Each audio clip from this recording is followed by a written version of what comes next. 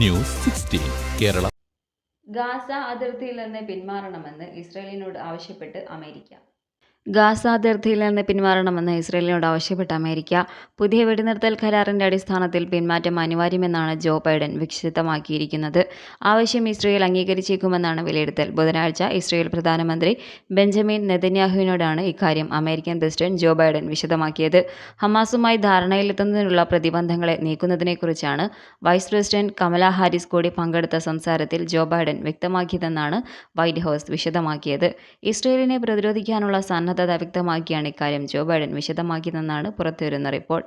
Hamas അനുകൂല ആക്രമണങ്ങളിൽ ഇസ്രായേലിനെ അമേരിക്ക പ്രതിരോധിക്കുമെന്നും വൈറ്റ് ഹൗസ് വിശദമാക്കി. മധ്യേഷ്യയിലേക്കുള്ള അമേരിക്കൻ വിദേശകാര്യ സെക്രട്ടറി ആന്റണി ബ്ലിങ്കന്റെ സന്ദർശനം അവസാനിച്ചതിന് പിന്നാലെയാണ് ഇസ്രായേൽ പ്രധാനമന്ത്രിയോട് ബൈഡൻ വെടിനിർത്തലിന്റെ ആവശ്യകത വിശദമാക്കിയത്.